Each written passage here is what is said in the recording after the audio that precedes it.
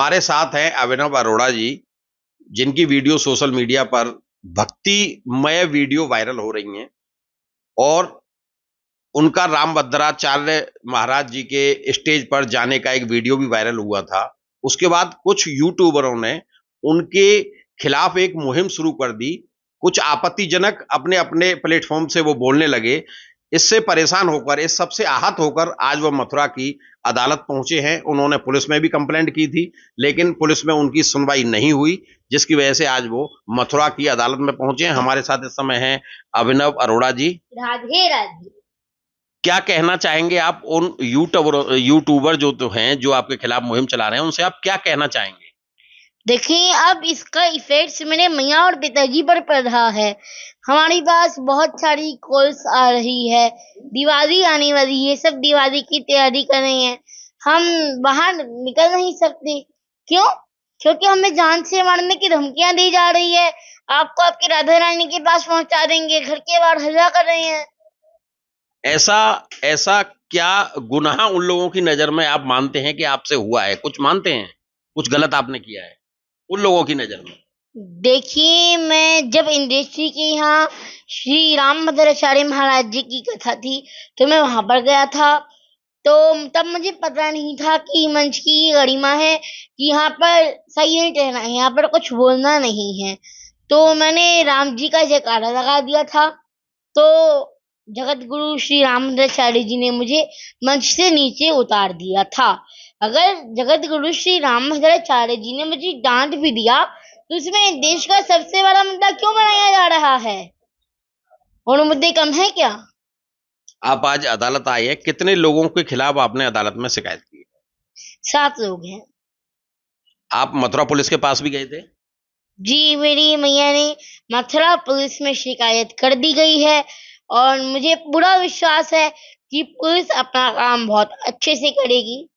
लेकिन ऐसा लगता है कि मथुरा पुलिस के पास आप गए, उन्होंने आपकी सुनवाई नहीं की, जिसके चलते आपको अदालत आना पड़ा?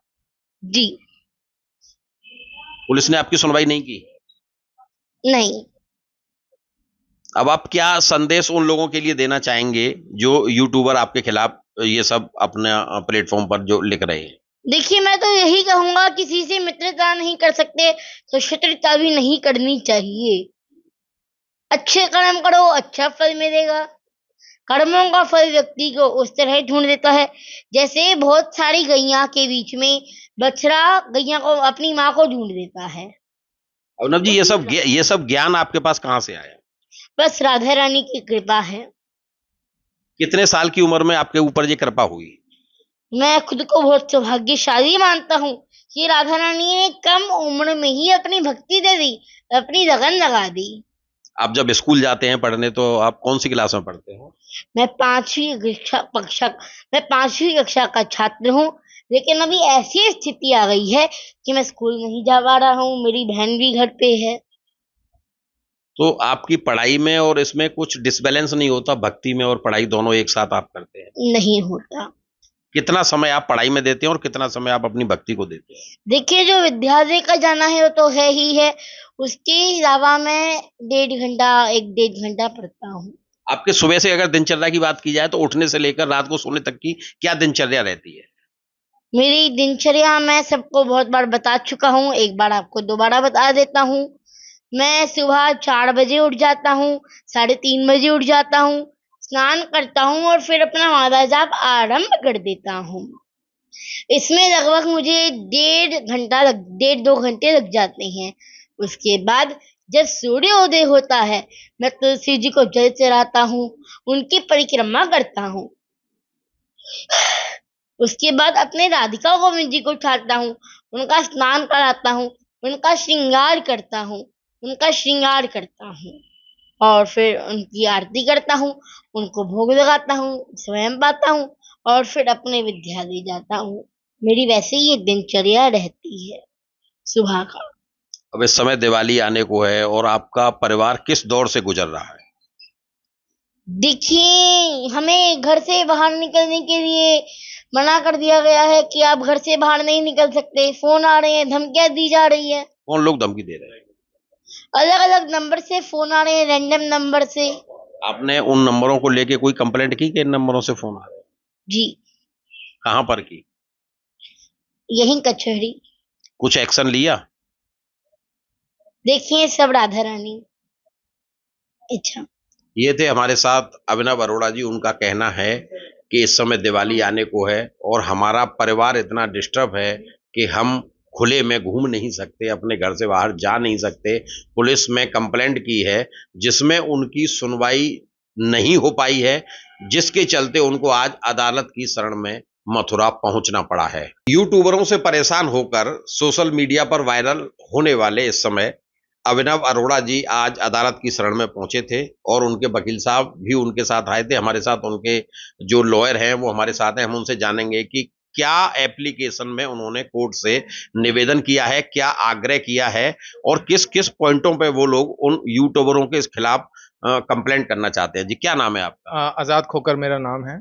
आजाद जी, बताइए, आज आपने अभिनव अरोड़ा जी की तरफ से एक कंप्लेंट फाइल की है।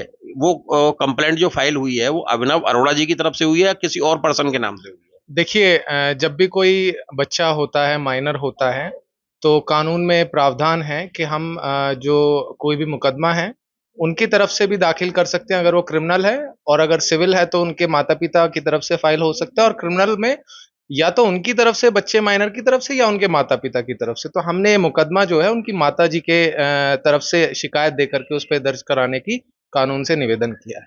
क्या प्रार्थना की है आपने अपने देखिए, प्रार्थना हमने की है कि इन जो तमाम यूट्यूबर्स हैं, उनके खिलाफ एफआईआर दर्ज की जाए। एफआईआर दर्ज किन प्रावधानों के अंदर की जाए, वो बहुत ज़्यादा इम्पोर्टेंट है कि कुछ षड्यंत्र जो हैं, वो इसके अंदर हुए हैं। तो क्रिमिनल कॉन्स्पिरेसी, और इसके अंदर धार्मिक भावनाओं को आहत पहुँचाना, और एक्सटॉर्शन, क्रिमिनल इंटिमिडेशन को आम भाषा में बोलते हैं कि जान से मारने की जो धमकी वगैरह है, वो लगातार, आप चूँकि आपकी संज्ञान में हो गई, वो लगातार उनको जान से मारने की धमकियाँ भी मिल रही हैं।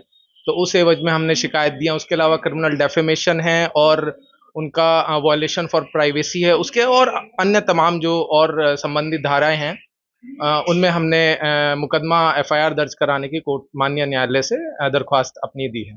वकील साहब, ये माना जाता है कि पहले आप पुलिस के पास जाते हैं, क्या इस केस में भी ऐसा ही हुआ? आप मथुरा पुलिस के पास गए? जी, हम 19 अक्टूबर 2024 को हमने सबसे पहले इसमें मथुरा पुलिस को अप्रोच किया। पुलिस में हमने जो कंसर्न पुलिस स्टेशन लगता है, उसके एसएचओ साहब से भी हमने जो है उनको शिकायत अपनी सौंपी। उसके बाद हमने जो कंसर्न्ड एसपी साहब हैं, उनको भी हमने शिकायतें सौंपी, और उसके बाद जो लगातार हमें धमकियाँ आती रही, उस एवज में भी हमने श्रीमान एसपी साहब को लगातार अपनी शिकायतें सौंपी थी।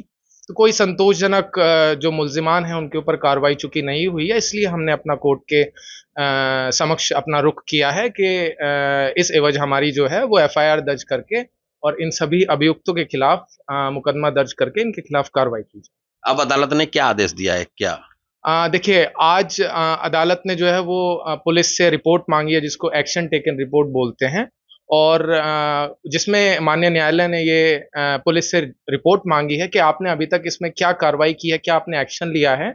उसके संबंधित माननीय न्यायालय ने उनसे रिपोर्ट मांगी है पुलिस से। वो अगली तारीख पे या उससे पहले उनको रिपोर्ट दाखिल करनी होगी, और उसके जो है मद्देनज़र ही इसमें मुकदमा दर्ज होने की आगे कानूनी प्रक्रिया लागू होगी।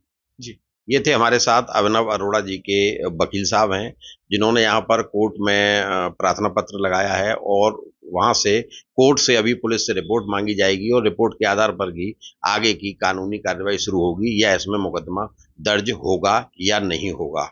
Anil Saraswat, ABP network, Mathura.